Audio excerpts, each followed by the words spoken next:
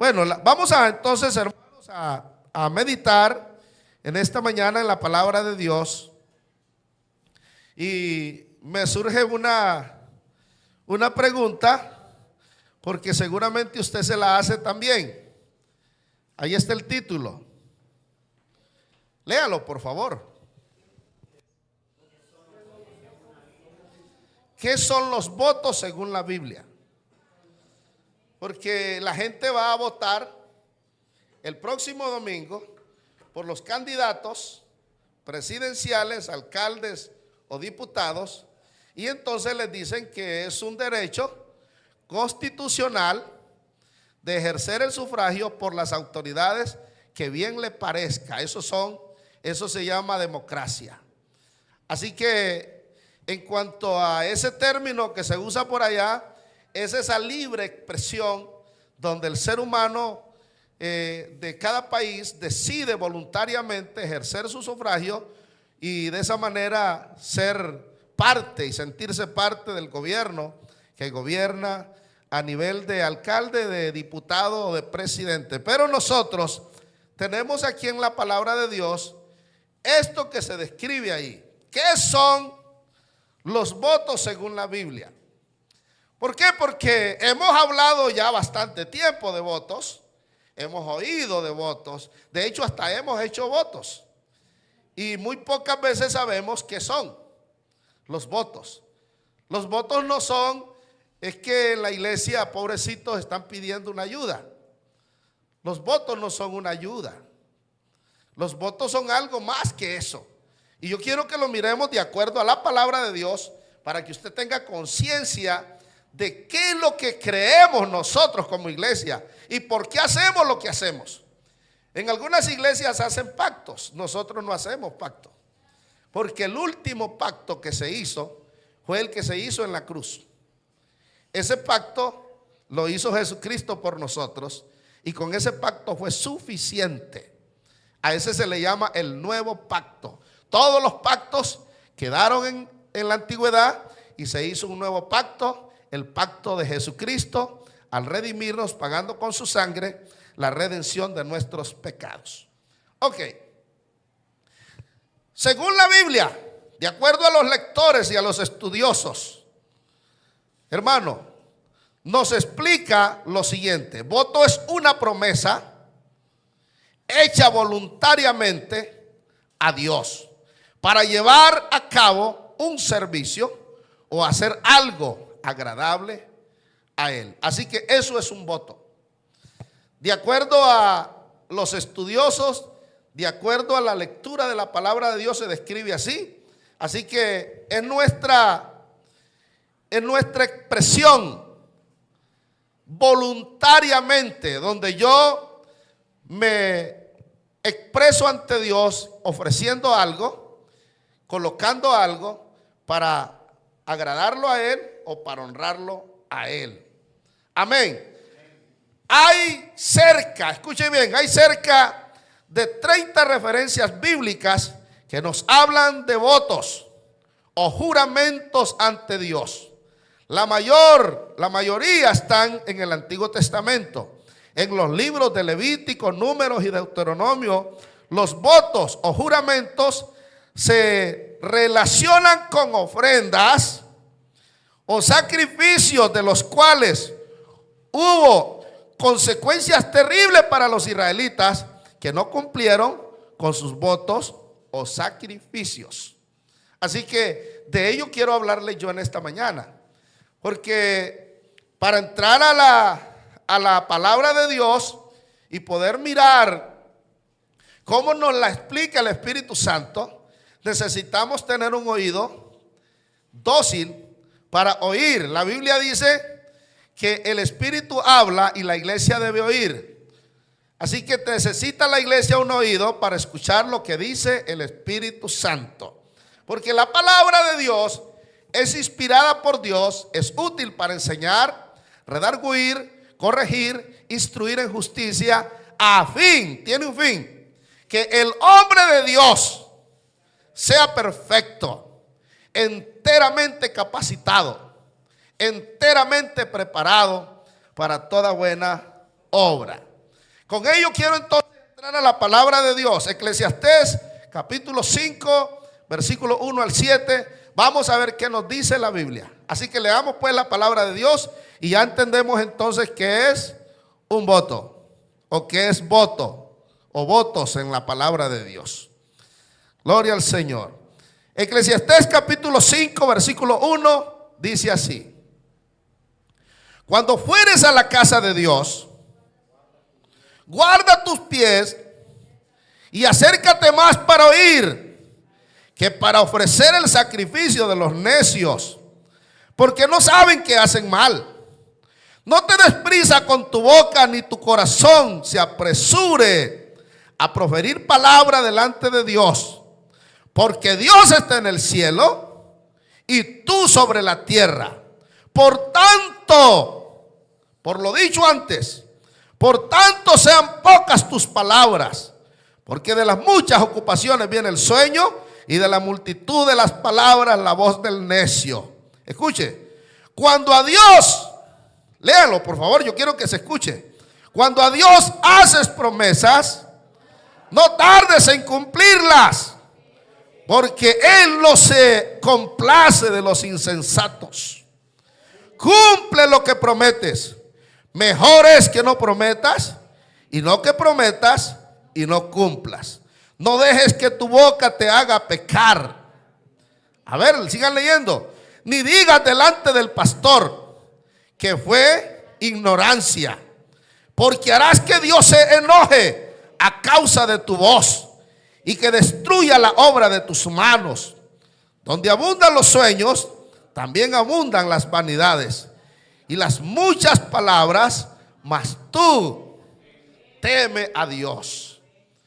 Así que hablar de votos es hablar de lo que yo voluntariamente, ya lo dijimos, ofrecí a Dios como sacrificio o como ofrenda.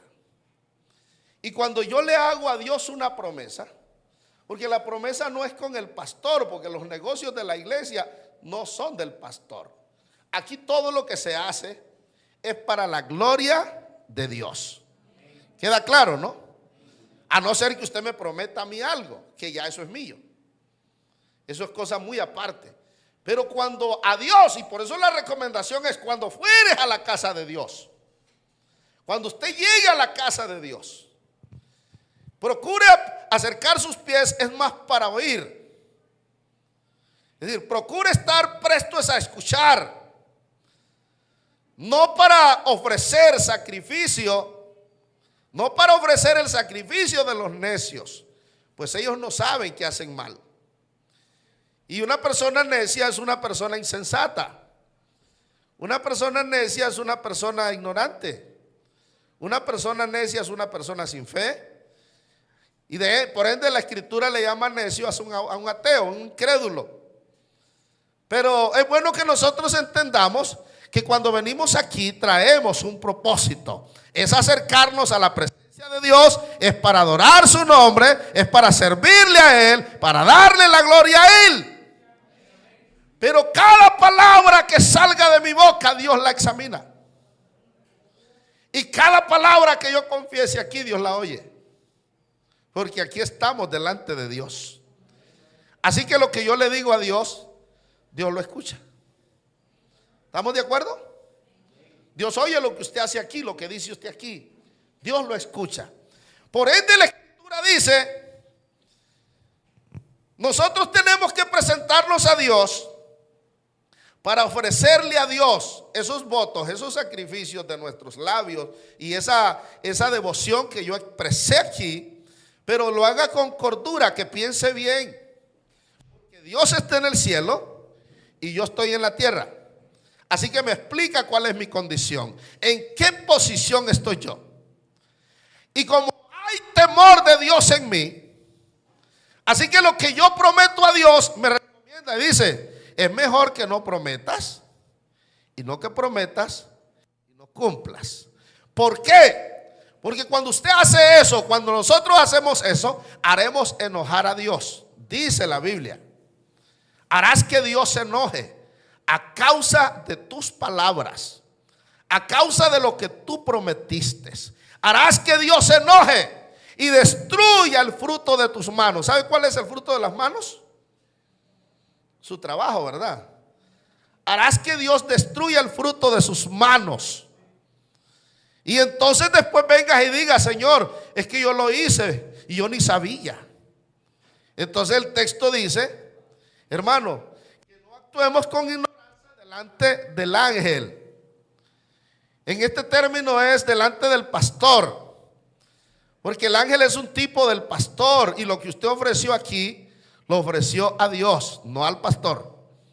Aunque el ángel estaba ahí, directamente mi compromiso y mi relación no es con el pastor, es con Dios.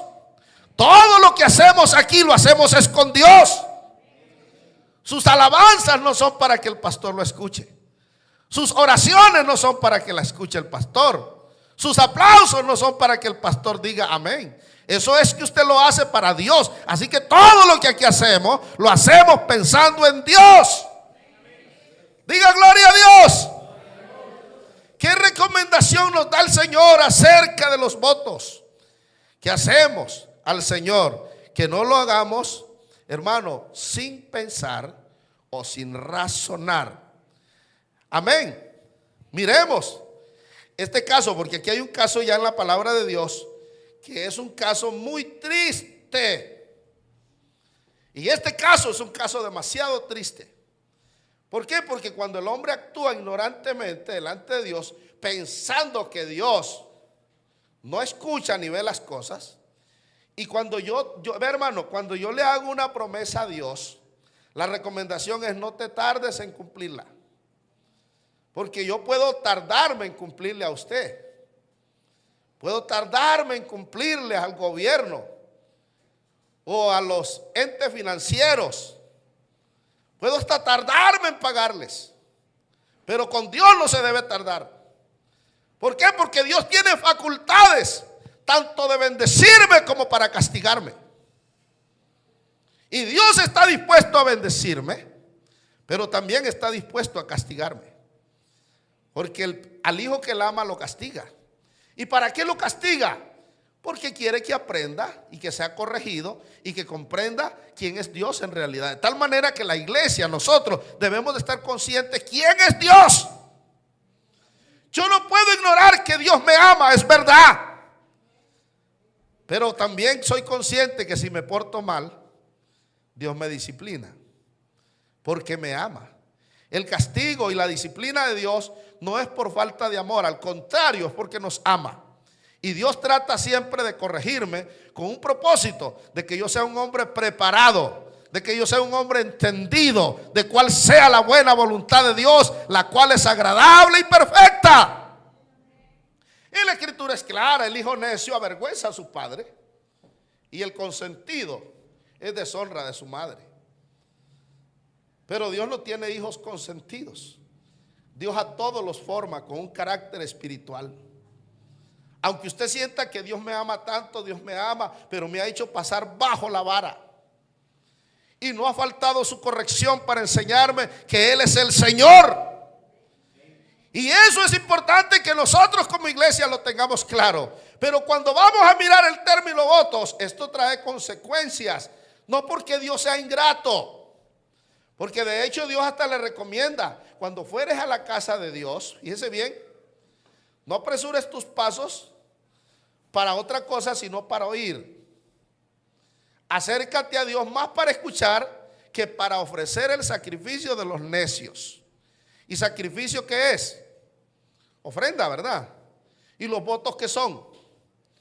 Es una expresión voluntaria de ofrecer a Dios sacrificio y ofrenda, donde yo voluntariamente lo hago. No me obligaron. Fue decisión mía hacerlo.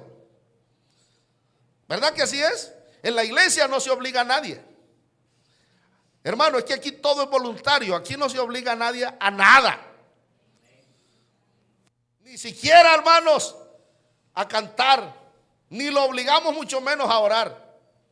Aquí le enseñamos que es importante orar, pero no lo obligamos. ¿Cierto? Ni le vamos a poner disciplina porque usted no está orando. Porque eso no nos compete a nosotros, esa es devoción propia entre usted y Dios. Amén. Pero sí estamos en la obligación de enseñarle, eso está claro. Pero miremos este caso, que este es un caso muy triste de un voto aquí realizado. Y vamos a la palabra de Dios. Jueces capítulo 11, versículo 29 al verso 40. Y mire la palabra de Dios lo que dice aquí. Porque Dios es un Dios justo. Pero Dios no obliga al hombre a hacer cosas. Y por eso está claro, cuando a Dios le haces promesas, no tardes en cumplirlas. Amén. Jueces capítulo 11, versículo 29 al 40.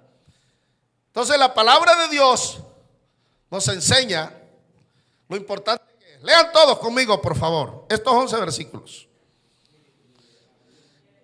Y el Espíritu de Jehová vino sobre Jefté y pasó por Galaad y Manasés.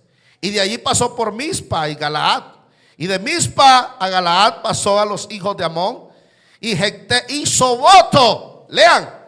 Y Jefté hizo voto a Jehová diciendo: si entregares a los amonitas en mis manos, cualquiera que saliere de la puerta de mi casa a recibirme, cuando regrese victorioso de los amonitas, será de Jehová, y lo ofreceré en holocausto. Y fue Jefté hacia los hijos de Amón para pelear contra ellos, y Jehová los entregó en su mano. Y desde Aroer hasta llegar a Minit, 20 ciudades hasta la vega de la viña, y los derrotó muy grande ostrago. Así fueron sometidos los amonitas por los hijos de Israel. Entonces volvió Jefté a Mizpa, a su casa. Escuche bien, lean conmigo. Y aquí su hija que salía a recibirle con panderos y danza. Y ella era solo su hija única, no tenía fuera de ella ni hijo ni hija.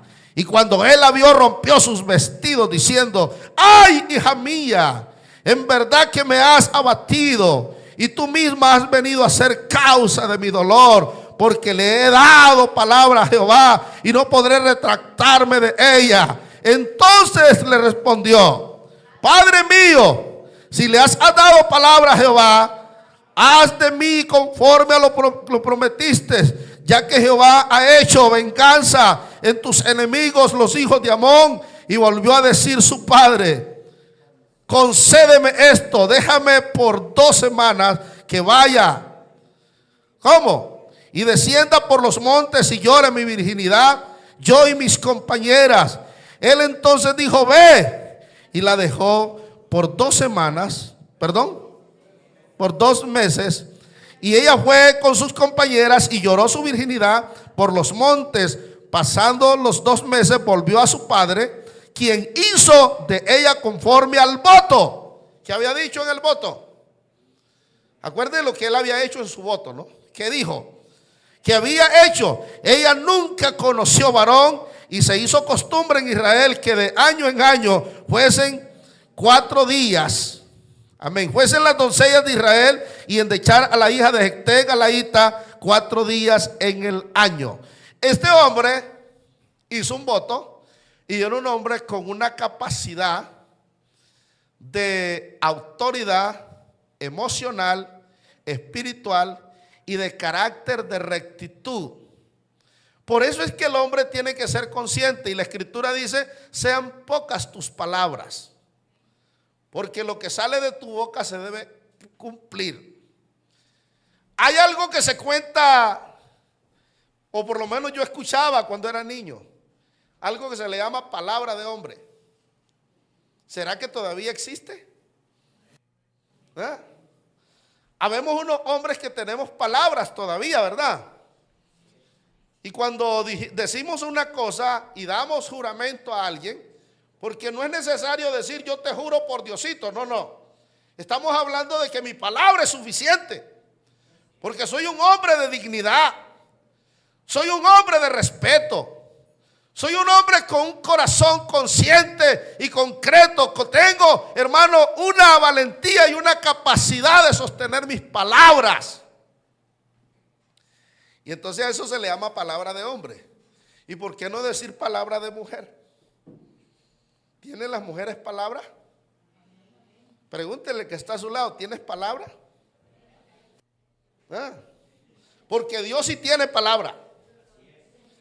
Dios tiene palabra. Ni una jota, ni una tilde pasarán. El cielo y la tierra pasarán, pero mis palabras no pasarán. Jesús nunca le ha mentido a alguien.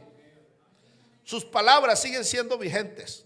Así que la recomendación a mí y a usted como hijo de Dios es que cuando yo fuere a la casa de Dios, me pregunte y observe y analice primero qué le voy a ofrecer a Dios. Y cuando le ofrezco a Dios, tengo que tener la capacidad, tengo que tener los pantalones o el vestido bien puesto para dar, hermano, respuesta a mis palabras. Y en esa honra a mis palabras, sostener lo que he prometido delante de Dios. Yo pienso que Jefté, a la hora del dolor, pudiera haberse retractado, ¿cierto? ¿Sí o no? Yo no sé cuántos de nosotros entraríamos en ese listado de los hombres de renombre, de las mujeres de fe. Porque un hombre de fe y una mujer de fe sabe que lo que a Dios le promete no puede retractarse. Y cuando con Dios hace un compromiso, sabe que no tiene otra opción sino cumplirlo. Porque Dios a usted jamás le ha prometido algo que no se lo cumpla.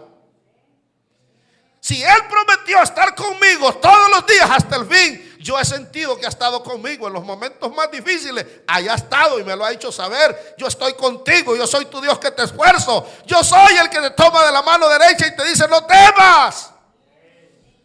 Porque aunque esté con miedo, yo sé que está conmigo. Y estamos en dificultades a veces. Y llegan momentos de escasez, de aprieto, de angustia, de algazara, de movimientos de terror, de temor. Pero Dios siempre me ha dicho, yo estoy contigo. Amén, hermanos. Y Dios no se ha retractado de lo que prometió.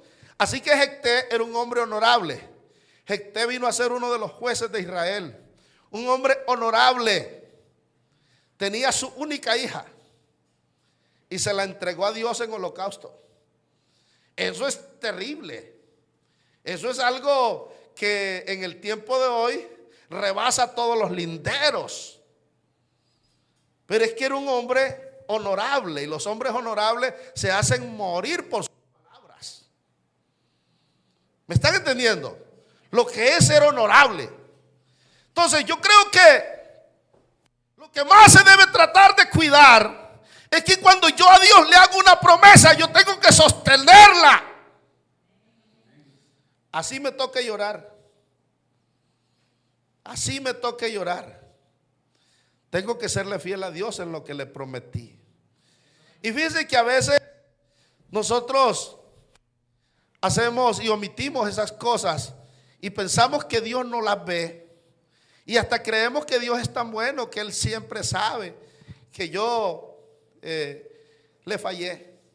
Y entonces nomás hago, papito lindo, perdóname y amén, saldas, cuenta saldada. Pero no es verdad. Dios disciplina al hombre de tal manera que el hombre llegue a tener un carácter. Por eso la recomendación es, mejor que no prometas. ¿Me están entendiendo? Porque no hay un salvoconducto en la Biblia donde lo diga.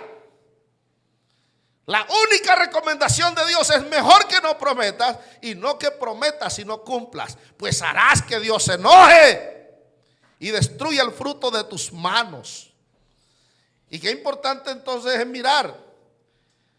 Hermano, el hombre sabía que a Dios, hermano, a Dios no se le podía retractar de lo que ofreció. Queda claro que Dios no se lo estaba pidiendo, pero él lo hizo, él hizo voto sin pensar.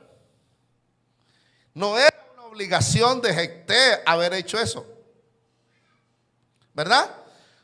No estaba obligado a decirle, Señor, te voy a dar lo primero que me salga de la casa a recibir. Wow, qué locura, ¿no?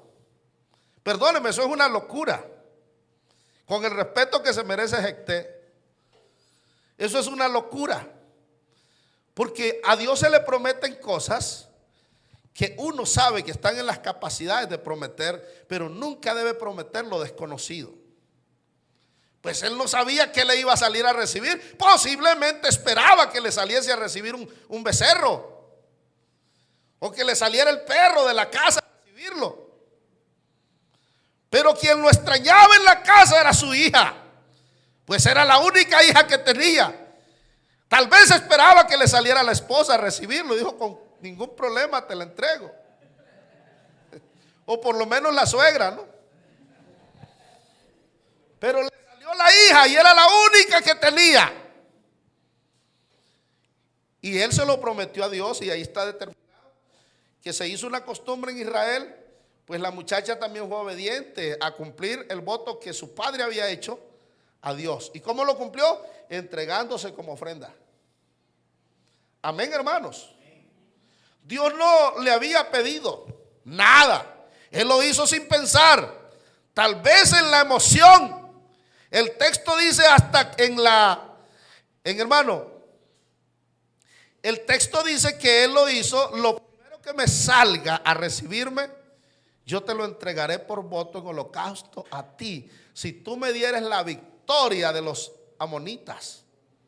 Cuando regrese, lo primero que salga te lo doy. Entonces, qué increíble. El voto tiene consecuencias. Mira, hermano, nosotros en momentos de alegría o de ese deseo de alcanzar de Dios algo, porque a todos nos ha pasado en algún momento de la vida. Señor, mire, tengo un negocio. Si este negocio me sale, Señor, yo le prometo que le voy a dar tanto. El problema es cuando sale el negocio. Es que cuando uno no tiene nada en mano le hace fácil ofrecer. El problema es cuando ya lo tiene en la mano. Allí es donde dicen por allá, es donde la mula mató a Genaro, ¿verdad? Porque es muy fácil ofrecer lo que no tengo. Pero ofrecer lo que tengo, ya eso se piensa más. Señor, te pido que voy a hacer este negocio. Voy a vender este carro, voy a vender esta casa. Si me sale un cliente, yo le voy a dar tanto a usted. Cuidado con eso. Dios no se lo está pidiendo. Usted está ofreciendo voluntariamente a Dios un voto. Así que lo que promete, cúmplalo. Cúmplalo. Porque Dios tras esas palabras suyas va a hacer lo que usted pidió. Dice, listo, hacemos negocio. Yo te doy el cliente, te bendigo en esto, pero tú cumple con lo que prometiste. ¿Estamos de acuerdo? Estamos en un contexto de sociedad. Él me da y yo le doy. Pues eso es lo que estoy diciéndole a Dios, Señor, te voy a dar esto. Y Dios tras eso actúa. Y créame que si yo no le pidiera a Dios, y yo le pidiera a Dios y no le ofreciera nada, también Dios actúa. Porque Dios no es un personaje asalariado que anda tras lo que yo le dé. Dios es un Dios bueno y Él siempre quiere darnos todas las cosas y nos las da en abundancia para que las disfrutemos. A veces hemos hecho promesas al Señor que, hermano, nosotros nos tardamos en cumplirlas. Y casi que uno se tarda más con Dios que con el vecino. ¿Cierto? Nosotros somos tan puntuales en pagarle al banco, en pagarle a la ENE. Somos puntuales en pagarle a Tigo y a Claro. Y Dios queda en último lugar. ¿No se han dado cuenta ustedes? Y cuando a Dios haces promesas, no tardes en cumplirlas. No digas que fue por ignorancia, porque harás que Dios se enoje y destruya el fruto de tus manos. Aquí hay un caso totalmente irrelevante que no tendría que pasar. Pero este caso que es irrelevante, trajo una relevancia donde se muestra como un ejemplo a la iglesia, donde Dios disciplinó. El castigo de Jefté no fue Dios. Quede claro, el voto lo hizo voluntariamente y Dios no le reclamó, entrégame a tu hija. Él lo hizo porque era un hombre honorable. Pero aquí hay un caso expedito muy diferente y quiero que lo miren la palabra de Dios. Hechos capítulo 4, versículo 33 al 37. Vamos a la palabra de Dios. Quiero que lean y estudien. Por eso les digo que traigan cuaderno y lápiz para que anoten la enseñanza y ustedes aprendan. Allá pueden llegar a su casa a estudiarla y analizarla. Hechos capítulo 4, verso 33 dice: y con gran poder los apóstoles daban testimonio de la resurrección del Señor Jesús, y abundante gracia era sobre todos ellos. Así que no había entre ellos ningún necesitado, porque todos los que poseían heredades o casas las vendían y traían el precio de lo vendido y lo ponían a los pies de los apóstoles, y se repartía cada uno según la necesidad. Entonces, aquí aparece algo. Entonces José, a quien los apóstoles le pusieron por sobrenombre Bernabé, que traducido es hijo de consolación, levita, natural de Chipre, como tenía una heredad, la vendió y trajo el precio y lo puso a los pies de los apóstoles. Allí termina el capítulo 4. Y lo que nos queda a nosotros es: ¿qué pasó ahí? Había emoción, había alegría, porque la hermana Patti nos dijo que su hija había ofrecido un voto, ¿verdad? Y dijo: me gasté 2 años para cumplirlo, porque estuve ahorrando. Y ella dijo: voy a darle tanto a Dios, si Dios me ayuda a llegar a los Estados Unidos. Entonces se gastó 2 años ahorrando ese voto y lo trajo y lo ha cumplido. ¿Usted cree que a Dios no le agrada eso? ¿Y usted cree que uno de pastor no se alegra? Yo estoy emocionado. Estoy muy alegre. Porque alguien le cumplió a Dios algo que había prometido. Y está claro, no es para el pastor. Pero la Escritura plantea un tema aquí, que después de la obra del Espíritu Santo y de la manifestación del Espíritu Santo con potencia en la iglesia, los apóstoles gozaban de una gran fama. ¿Cierto? La iglesia gozaba de una gran fama. Y lo más tremendo es que gozaban de una gran bendición. Porque todos los que se convertían al evangelio y todos los que eran impulsados por el Espíritu Santo, porque no eran los apóstoles obligándoles a dar dinero, a dar casas o a dar propiedades. No, no, no. Aquí no se obliga a nadie a dar nada. Ni los apóstoles obligaban a nadie a dar algo. Sino que había entre el pueblo esa manifestación del Espíritu Santo, donde el hombre sentía que lo que había recibido era tan glorioso, que el hombre sentía de que lo que tenía era enormemente grande, y miraban el amor y el trabajo de la obra, y entonces ellos decían: esto está tan lindo, que aquí la hermana Julana está enferma y el hermano está pasando necesidad. Yo tengo una casa, hermano, esto no la ocupo, la vendo. Aquí está para los apóstoles. Ellos venían y lo repartían en la necesidad del pueblo, y no había necesidad entre ellos, pues todos estaban bendecidos. Claro que eso fue bonito en su momento, pero eso no es lo ideal, porque así no funciona. Ese fue un momento del Espíritu Santo en obrar en la iglesia para sacar a flote la obra del Espíritu Santo en toda la gente. Y había un hermanito llamado José,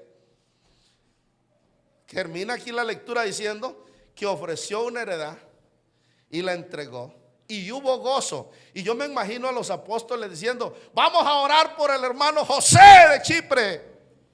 Él acaba de donar una ofrenda para la obra de Dios. Aleluya. ¿Y quién no se alegra? Amén. Dele un aplauso si se alegra. Amén.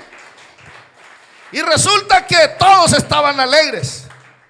Pero sale al cuadro otra familia. No es la suya ni la mía. Después de José, sale al cuadro otra familia. Y mire lo que pasa con esta familia. Entremos al capítulo 5, versículo 1. Amén. Los primeros 11 versículos narran lo que pasó en el capítulo 4 y cómo esto continúa en los apóstoles y cómo continúa en la iglesia y cómo los hermanos están viviendo. Pero este hombre que aparece al cuadro aquí es una familia. Pero cierto hombre, ¿cómo se llamaba? Ananías y Zafira, su mujer, vendió una heredad. Lean. ¿Qué dice? Y sustrajo del precio, sabiendo también su mujer, y trayendo solo una parte, la puso a los pies de los apóstoles. Y dijo Pedro: Ananías, ¿por qué llenó Satanás tu corazón para que mintieses al Espíritu Santo y sustrajeses del precio de la heredad?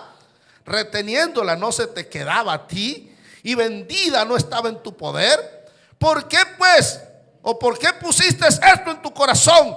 No has mentido a los hombres, sino a Dios. Y al oír Ananías estas palabras, cayó y expiró, y vino un gran temor sobre todos los que oyeron. Y levantándose los jóvenes, los envolvieron, y sacándolo los sepultaron. Fíjense aquí que este es un voto de Ananías. Ananías y su mujer le ofrecieron a Dios un voto, una heredad. La pregunta es: ¿se lo estaba pidiendo Dios? ¿Verdad que no? Voluntariamente, por seguir la emoción, porque eso se llama emoción. No convicción, porque la convicción es una cosa y la emoción es otra. La emoción aparece en momentos felices o en momentos difíciles. Y a todos nos llega. Yo no sé, cuando hay mucha plata uno se emociona. Y cuando no hay nada de plata también se emociona. Y a eso se le llama tristeza o aflicción. ¿Cierto? Pero allá había una emoción, había una algarabía, había gozo entre los apóstoles y entre el pueblo. Y Ananías dijo: hombre, yo quiero ser parte de este gozo. Amor, ¿qué dice? ¿Será que donamos la heredad que tenemos? Dice la esposa: pues hagámoslo, amor, si usted dice. Pero cuando llegaron a venderla, ahí el asunto. Porque es que no es lo mismo ofrecer cuando no se tiene que ofrecer cuando se tiene. Y no es lo mismo dar sin tener que dar teniendo. Y ellos dieron la heredad, pero el propósito de la heredad era venderla. Pues la tierra o la casa no le servía a los apóstoles. Ellos necesitaban era la plata para seguir manejando la obra. Y cuando Ananías llega y vende la heredad, hombre, se puso a pensar una cosa. Dice: esto es mucha plata. ¿Sí me está entendiendo?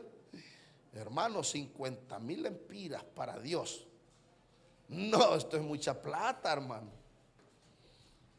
Allí sí ya la piensa la persona. El hombre no piensa en todo lo que Dios le ha dado, él piensa en lo que le va a dar. ¿Sí se han dado cuenta, no? ¿En dónde está la batalla más grande del corazón del hombre? Allí es donde se va a encontrar entonces verdaderamente si el corazón del hombre ha sido modificado por Dios y transformado. Porque en la sola mentalidad del hombre ya hay avaricia. El hombre es idólatra por naturaleza. Pues la avaricia es idolatría, dice la Biblia. El hombre termina amando al dinero y que le cuesta amar a Dios. Suena pesada, ¿verdad? Esa palabra. Pero entonces el hombre tiene que llegar a un estado donde ame más a Dios que al dinero, donde ame más a Dios que la casa, donde ame más a Dios que la vida, donde ame más a Dios que los bienes. Y entonces el hombre verdaderamente, el amor de Dios fue perfeccionado en él. Yo le pregunto: ¿usted cree que Jecté amaba más a Dios que a su hija? Porque ahí es donde se va a probar verdaderamente el amor, si está perfeccionado. Y nosotros no los podríamos medir al paso de Jecté, pero no porque seamos menos. Elías era hombre sujeto a pasiones como las nuestras, tenía las mismas condiciones, pero oraba, dice la Biblia, fervientemente para que no lloviera, y no llovía. Y yo me puedo considerar igual que Elías, sí, pero no oro igual. Elías no era el super profeta, ni Jecté era el super juez. Aquí todos nosotros somos grandes, y la escritura de hecho hasta lo plantea y lo explica.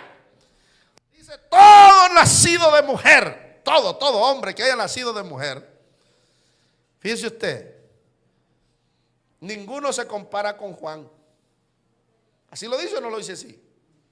Ninguno se compara con Juan el Bautista.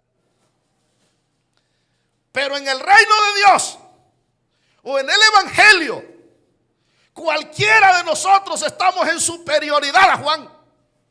Wow, ¿qué tenemos nosotros que somos superiores? ¿Me doy a entender?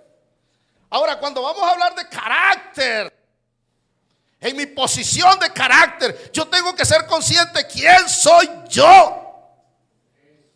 Yo le pregunto, ¿quién es usted? ¿Un hombre mentiroso? ¿Una mujer mentirosa? ¿O un hijo de Dios? Estoy tocando fibra, ¿verdad? Ok, piense lo que el Espíritu Santo dice, porque no trato de ofenderlo, no es mi idea. Trato es que usted se confronte con la realidad de la palabra de Dios. ¿Quiénes somos? Y la iglesia del Señor es la columna y baluarte de la verdad. Eso es la iglesia del Señor, así se describe, como esas columnas que están sosteniendo esta casa. Esos baluartes son la parte de afuera, donde están los chuzos para que no entre el ladrón, para que la guerra cuando venga, los hombres se enfrenten a esos chuzos. Esos son los baluartes que sostienen esta muralla y que la guardan. La iglesia está colocada en esa posición. Gente de dignidad. Éramos lo peor del mundo. Éramos lo más vil y lo menospreciado, dice la Biblia. Pero el Señor le transformó a la vida al hombre y nos dio una vida de dignidad. Pues ahora somos hijos de Dios. Amén, hermanos. Bendito sea el nombre del Señor. Pero Ananías, y si siguen leyendo, Ananías trajo una parte y dijo, no. Mucho pisto. Hagamos una cosa, amor. Porque a veces los hombres somos tan groseros en esa parte. Obligamos a nuestras esposas a mentir. Y usted como esposa no se deje llevar por esos cuentos. No acepte que su esposo la obligue a mentir. Séale fiel a Dios. En esto sí tenemos que tener carácter. Ananías dijo, amor, mire, yo voy a llevar el dinero al hermano Pedrito. ¿Ya? Y entonces cuando el hermano Pedrito cuente el dinero y él le pregunte a usted que si en esto vendimos la heredad, usted le va a decir que sí. Mejor son dos que uno, mintiendo. Pero Pedro, lleno del Espíritu Santo, enseguida lo confrontó y le dice, hermano Ananías, vendiste la heredad en, pongámosle un número, en 100,000. Wow, eso es mucho dinero. Hagamos de cuenta que en ese tiempo las heredades no valían así. Póngale que una heredad valiera 300 denarios. ¿Vendiste en tanto? Y dijo, sí, en tanto. Y le dice, ¿por qué dejaste que Satanás llenara tu corazón? Mira, cuando la heredad la tenías tú, era tuya. Y vendido, teniendo el dinero, no se te quedaba a ti. Solo es que no hubieses venido. La vendí, hermano, y no decidí retractarme. Ahora voy a lidiar nomás si Dios me castiga, pero el resto queda todo saldado.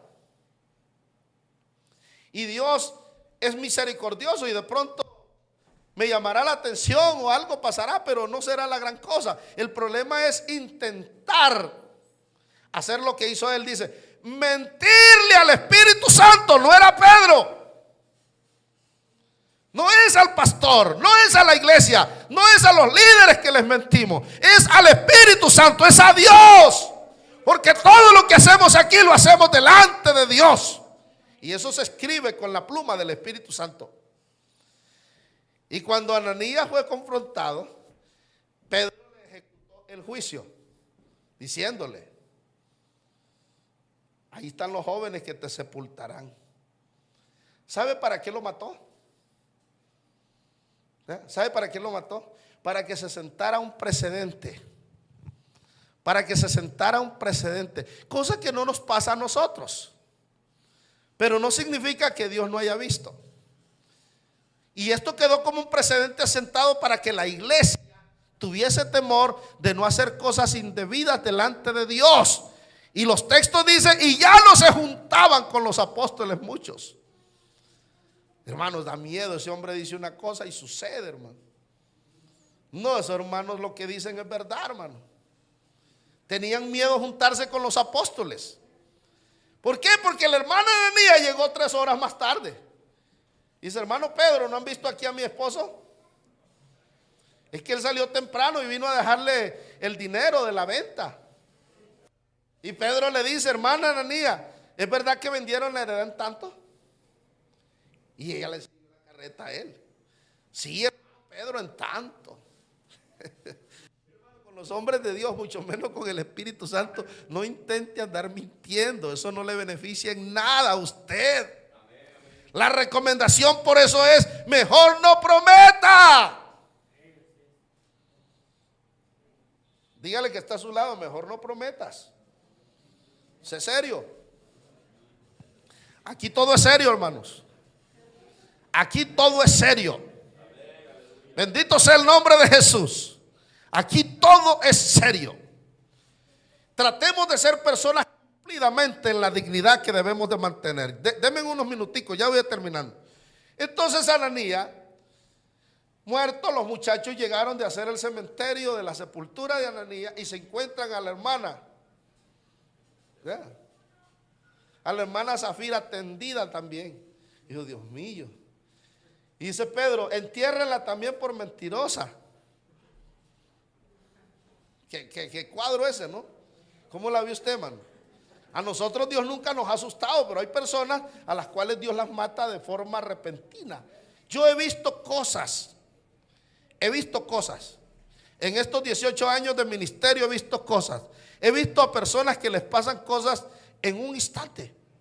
Y uno hasta se queda preguntando y dice, ¿cómo es posible? Hay poder en Jesús. Si el hermano, la hermana era buena persona. ¿Qué está haciendo mal? ¿Qué está haciendo mal delante de Dios? Y Dios mató a Ananías y a Zafira para sentar un precedente. Que cuando a Dios le haces promesas no las tardes en cumplir, ni pienses engañar a Dios. Amén, hermanos. Entonces es importante, observemos este caso en el Nuevo Testamento. Son casos muy, pero muy importantes de analizar. Había gran temor en la iglesia. Pero aquí hay un caso más antiguo y todos lo sabemos. Vamos a la Biblia, Génesis capítulo 28, verso 20. Denme unos minuticos. De todos modos, la comida está afuera esperándoles. A ver, lean conmigo. E hizo Jacob voto diciendo, si fuese Dios conmigo y me guardara en este viaje, porque así lo hacemos nosotros, y me guardara en este viaje que voy, y me diere pan para comer y vestido para vestir, y si volviera en paz a la casa de mi padre, Jehová será mi Dios, y esta piedra que he puesto por señal será casa de Dios, y de todo lo que me dieres. Ese es un voto. Ese voto lo hizo Jacob. La pregunta es, ¿fue Dios propicio a la oración de él? Es verdad que se gastó 20 años para regresar. Pero en esos 20 años él iba desnudo y no llevaba nada. Y cuando regresó con 4 mujeres. Y traía 4 mujeres y un montón de niños. Y los hijos en ese tiempo eran ganancias. El hombre que tenía bastantes hijos era rico. En el tiempo de hoy, si alguien tiene 10 hijos, pobrecito. ¿Cierto? Pero Jacob era un hombre rico porque traía hijos. Traía 4 esposas, 4 mujeres. Y traía mucho ganado de regreso. Amén, hermanos. Qué importante, ¿verdad? Mirar la palabra de Dios. Pero la escritura viene y pregunta y dice, ¿será que Jacob cumplió lo que le ofreció a Dios? Ese voto que hizo Jacob de ofrecerle a Dios, si me dieras pan para comer, vestido para vestir, Jehová será mi Dios, y todo lo que me dieres, el diezmo apartaré para ti. Dios le cumplió. Pero falta ver si Jacob lo cumplió, y la escritura dice que sí lo cumplió. Génesis capítulo 35, versículo 1 al 15, dice que sí lo cumplió. Y dijo Dios a Jacob, levántate y sube a Betel, porque allá es donde tuvo la visión y donde hizo el juramento. Y quédate ahí, haz allí un altar al Dios que te apareció cuando huías de tu hermano Esaú. Y entonces Jacob dijo a su familia y a todos los que con él estaban, quitad los dioses ajenos que hay entre vosotros y limpiad y mudad vuestros vestidos. Y levantémonos y subamos a Betel. Y haré allí un altar al Dios que me respondió en el día de mi angustia.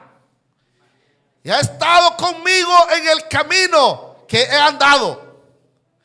Si así dieron a Jacob todos los dioses ajenos que habían en poder de ellos y los zarcillos que estaban en sus orejas. Y Jacob los escondió debajo de una encina que estaba junto a Siquén. Y salieron, amén, y salieron, y el terror de Dios estuvo sobre las ciudades que habían en sus alrededores, y no persiguieron a los hijos de Jacob. Acuérdense que los hijos de Jacob habían matado a Siquén y a Hamor, y habían matado a todos los hombres de Siquén, ¿se acuerdan?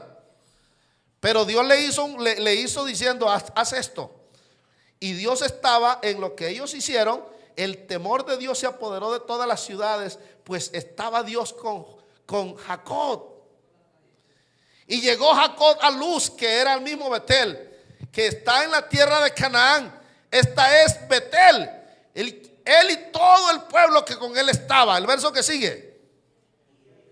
Y edificó allí un altar y llamó el lugar Betel, porque allí le había aparecido Dios cuando huía de su hermano. Y entonces murió Débora, ama de Rebeca, y fue sepultada al pie de Betel debajo de una encina, la cual fue llamada Elobacud. Todos. Y apareció otra vez Dios a Jacob cuando había vuelto de Padán Aram, y le bendijo. Lean. Y le dijo Dios, tu nombre, ¿cómo es? Es Jacob. No se llamará más tu nombre Jacob, sino Israel será tu nombre. Y llamó su nombre Israel. También le dijo Dios, yo soy el Dios omnipotente, crece y multiplícate. Lean. También, amén, en una nación, a ver, póngalo, hermano. En una nación y conjunto de naciones procederán de ti, y reyes saldrán de tus lomos. Todas las promesas de Dios. Y la tierra que he dado a Abraham y a Isaac la daré a ti y a tu descendencia. Después de ti le daré la tierra. Y se fue de él Dios del lugar en donde había hablado con él. 14. Y Jacob erigió una señal en el lugar donde había hablado con él, una señal, una piedra, y derramó sobre ella libación y echó sobre ella aceite. Y llamó Jacob el nombre de aquel lugar donde Dios había hablado con él, Betel. Así que Jacob lo que prometió se lo cumplió a Dios. Y más allá vemos la generosidad de Jacob con Esaú, ofreciéndole animales, una cantidad de vacas, de ovejas, de camellos y becerros y todo lo que llevaba, porque el hombre vino a ser transformado por Dios y bendecido. Es imposible que cuando yo a Dios le he pedido algo y Dios me lo ha dado, no quede en mi corazón satisfacción y que yo no pueda cumplirle a Dios con lo que yo le he prometido. En la madurez que hay debería de ser así. El hombre debe de cumplirle a Dios. Bendito sea el Señor. Pero aquí voy terminando ya. Mire este texto, por favor. Deuteronomio capítulo 23, versículo 21. A ver, vamos a leerlo. Cuando haces voto a Jehová, tu Dios, no tardes en pagarlo, porque ciertamente lo demandará Jehová tu Dios de ti, y será pecado en ti. Mas cuando te abstengas de prometer, no habrá en ti pecado.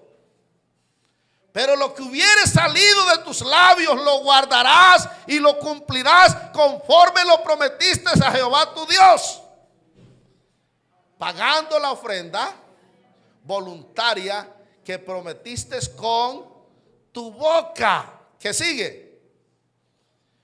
Cuando entres en la viña de tu prójimo, podrás comer uvas hasta saciarte, mas no podrás en tu cesto. Es decir, no podría ser. Cuando entres en la mies de tu prójimo, podrás arrancar espigas con tus manos, mas no aplicarás hoz a la mies de tu hermano. ¿Por qué? Porque Dios no permitía eso, porque eso es despreciable. Pero en las leyes de Dios estuvo siempre una puerta abierta para nosotros, para el ser humano, de tal manera que lleva hambre y hay sembrado en el camino, yo podía tomar para comer y no había pecado. El problema era para llevar para la casa también. ¿Me están entendiendo? Eso sí no se puede. Cuando a Dios le hace promesas, no tardes en cumplirlas. Hermano, vea, a veces nosotros batallamos con eso porque dejamos a Dios de último. Hablar de votos es hablar de lo que yo ofrecí voluntariamente. Nadie me obligó. Voluntariamente hice voto. Qué bueno que nosotros como creyentes, como una iglesia honesta, responsable, entendida y madura, estemos viéndonos en la cartelera cómo voy. Usted tiene que revisarse ahí. Dice, hermano, ¿por qué? Porque yo me ofrecí voluntariamente, nadie me obligó. Amén. Dice que en los tiempos, cuando yo era niño, uno sacaba fiado en la pulpería. Bueno, no sé, espero que a usted no les haya pasado. Pero en algunos casos, cuando se debe en la pulpería, le hacían un listón a uno, cuánto debía. Yo creo que aquí nosotros no debemos solamente eso. Eso fue lo que ofrecimos. A Dios le debemos la vida. A Dios le debemos la familia. A Dios le debe el trabajo que usted tiene. A Dios le debe la salud. A Dios le debe usted todo lo que posee. Y si hay algo más en sus manos, también se lo debe a Dios. Y Dios no le cobra, está claro, Dios no le está pidiendo nada. Pero de lo que Dios siempre ha pedido al hombre es el corazón. Hijo mío, dame tu corazón. Caminen tus pies por mis caminos y largura de días y años de vida se te aumentarán. Así que cumpla lo que promete. Cumplamos a Dios ordenadamente. Amén, hermanos. Esos votos que están ahí se hicieron pensando en la generosidad del pueblo. Y está claro, se hizo voluntariamente. Cumplámosle a Dios. No se quede deudor delante de Dios, no se ve bien. Amén, hermanos. Yo en todas las iglesias donde he estado siempre he dado voto, en todas. Y hermano, Dios nunca nos ha dejado en escasez. Porque Dios es fiel para fijarse. Si usted pone a Dios como prioridad, le aseguro que Dios lo pondrá a usted en alto. Y el texto dice, te pondré en alto por cuanto has conocido mi nombre. Tú me invocarás y yo te responderé. Uno puede llegar delante de Dios con una seguridad, ¿no? Señor, yo he sido fiel en lo que te he prometido. Señor, yo te he sido fiel, y eso dijo Ezequías, he sido fiel delante de ti en todo. Y Dios miró y escuchó la oración y dijo al profeta, regrésate y vuélvele otros 15 años más. Porque he visto que este hombre en realidad es lo que dice. Amén, hermanos. Con Dios se requiere de seriedad. Con Dios se requiere de responsabilidad. Con Dios se requiere de un corazón genuino y verdadero. Así que, hermano, estos son los votos. Ojalá que no espere que el hermano le ande cobrando. Es que yo me cobro solo. ¿Sabe que cuando a usted le deben, usted se acuerda? ¿No se acuerda?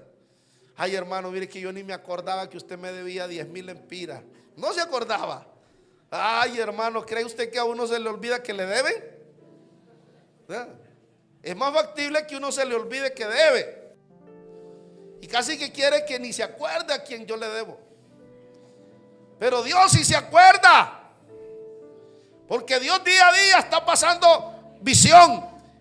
Y Dios todas las mañanas está revisando su casa, está revisando su nevera. Dios cada mañana está revisando su carro, está revisando a sus hijos, está revisando su familia, de que todo funcione bajo su bendición. Así que Dios pasa todos los días por su trabajo revisando cómo está. Y cuando queremos tener buenas ventas, Dios siempre se fija. Fíjese que la oración, dice la Biblia, tiene estorbo. Fíjese usted.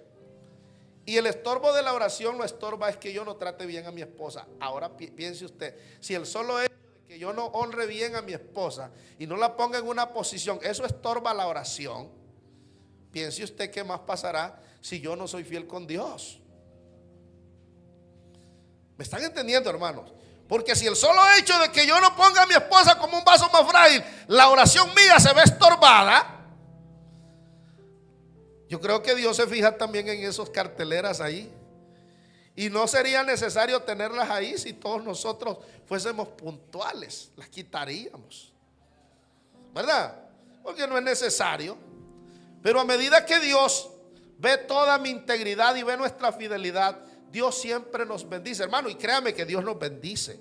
El problema de nosotros a veces es que nos cuesta entender cómo funciona mi relación con Dios.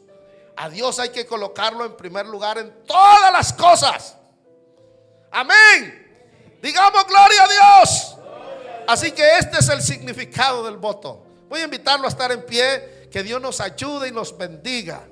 Espero que este próximo año esas carteleras de votos no queden con grandes lagunas, sino que todos podamos ir al día para que también los compromisos que tenemos como iglesia se puedan cumplir. Amén. Porque yo no puedo llegar, nosotros no podemos ir donde don Emilio a decirle que ahorita no hay. Dios bendice a su pueblo. Nos bendice a todos para la responsabilidad que voluntariamente ofrecimos a Dios. Yo quiero llegar un día en que nosotros, hermanos, hasta le paguemos adelantado a don Emilio. Es que esa iglesia es tan responsable, es tan seria, que hermano, aquí se cumple lo que se promete. Amén. Yo he estado en muchas iglesias y donde he estado siempre he pagado arriendo porque no he estado en lugares donde sea propio.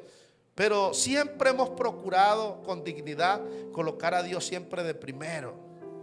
Y queremos un día que la iglesia se sienta en esa posición donde el hermano no tenga que estarnos esperando, sino que nosotros voluntariamente decidimos honrar a Dios. Dele gracias a Dios por la palabra. Si esta palabra le sirve a su vida, hermano, honre a Dios.